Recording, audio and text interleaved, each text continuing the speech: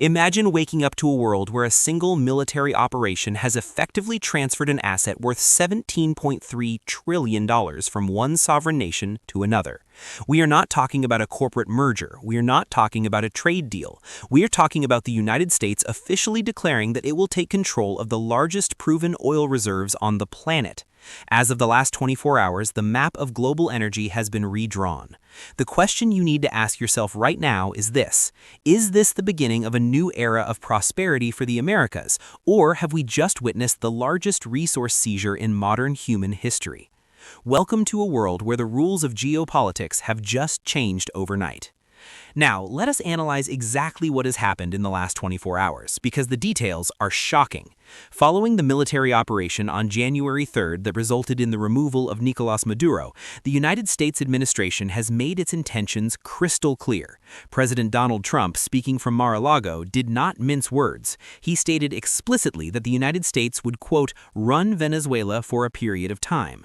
But the most critical part of that statement was about the oil. He declared that American companies would immediately enter the country to fix the infrastructure and, crucially, that the United States would hold the oil revenue.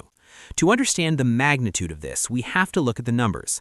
Venezuela sits on approximately 303 billion barrels of proven oil reserves. This is more than Saudi Arabia. It is more than Russia. It is more than the United States.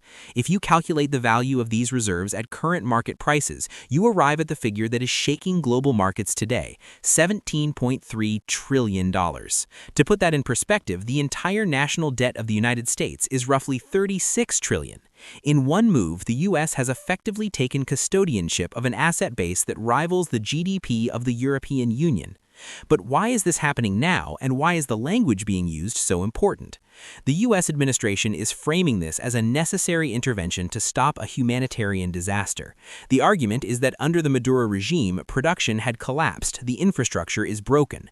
The claim is that by bringing in U.S. supermajors like Chevron, who, by the way, are the only ones with the technical capacity to fix this quickly, the U.S. can pump the oil, sell it, and use the proceeds to rebuild Venezuela. It sounds like a business plan. However, from a geopolitical standpoint, this is the Monroe Doctrine on steroids. We have to analyze the legal and neutral aspects of this. Under international law, the resources of a country belong to its people. The United States is arguing that because the previous government was illegitimate and criminal, the U.S. is acting as a trustee, a guardian. But critics and rival nations are looking at this very differently. They are seeing a superpower unilaterally deciding that it can seize the natural resources of a neighbor if it deems the management incompetent. This sets a precedent that will terrify smaller, resource-rich nations around the world. Let us go deeper into the economics. What does this mean for the oil market? This is where the story gets even more interesting. For years, OPEC, and specifically Saudi Arabia, have controlled the price of oil by limiting supply. If the United States now controls Venezuelan output, Washington effectively controls a massive dial on the global thermostat of energy prices. If the U.S. decides to flood the market with Venezuelan crude to lower gas prices for American consumers, the price of a barrel of oil could crash. This would be devastating for the Russian economy, which relies heavily on high oil prices to fund its military operations. It would also severely impact Iran. By taking control of Caracas, the United States has arguably struck a massive blow to its adversaries in Moscow and Tehran without firing a single missile. However, there is a massive complication that we must discuss: the debt. Venezuela owes billions to China and Russia. These loans were backed by oil. Now that the U.S. is running the oil fields, will they honor those debts? It is highly unlikely. The U.S. has already signaled that odious debt incurred by the Maduro regime might not be recognized. This puts the U.S. on a collision course with Beijing. China has invested heavily in Venezuelan infrastructure over the last decade. If the U.S. effectively nullifies those contracts, we could see a severe retaliation in trade or diplomatic relations. We also need to talk about the infrastructure reality. You can't just turn a tap and get oil. Venezuelan crude is heavy and sour. It is sludge. It requires specialized refineries and chemical diluents to move it. The refineries that are best suited to process this heavy crude are actually in the Gulf Coast of the United States. This is why the geography dictates the politics. The U.S. and Venezuela are arguably the most natural energy partners on Earth. The politics broke that relationship, and now military force is attempting to fix it. But fixing oil rigs is easier than fixing a broken society. The reaction from the region is mixed. Some Latin American neighbors, tired of the migration crisis caused by Venezuela's collapse, are quietly relieved. They hope that if the economy stabilizes, the millions of refugees will go home. But publicly, there is fear. If the U.S. can take control of Venezuela's oil today because of mismanagement, what stops them from intervening in other nations tomorrow? This revives the old fears of American imperialism in South America, going back to the days of the Cold War.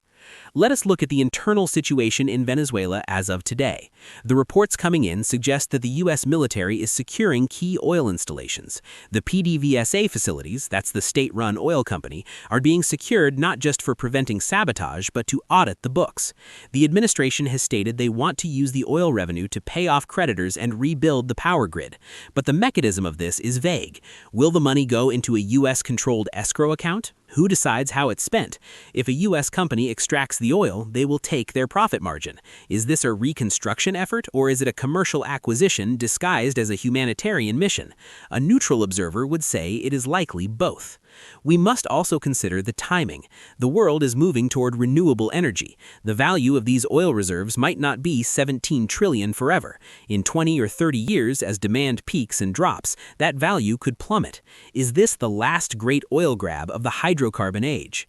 The United States knows that energy dominance is the key to maintaining its status as the sole global superpower.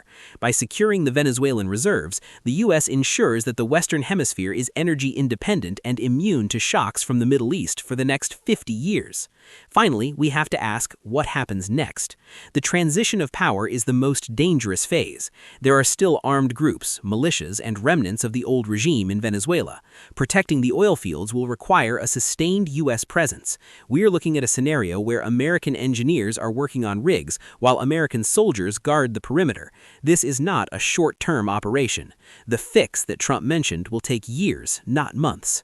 In conclusion, what we are witnessing is a historical pivot. The figure of $17.3 trillion is not just a number on a spreadsheet. It represents power. The United States has made a calculation that the cost of intervention is lower than the cost of leaving Venezuela in the hands of its adversaries. They have taken the oil. Now they have to prove they can use it to rebuild a nation, rather than just enrich their own economy. The eyes of the world, from Beijing to Saudi Arabia, are watching every tanker that leaves a Venezuelan port. This is a developing story, and the implications for your wallet, for the price of gas, and for the stability of the world are massive. We will continue to track how this new trusteeship of the world's largest oil reserve plays out.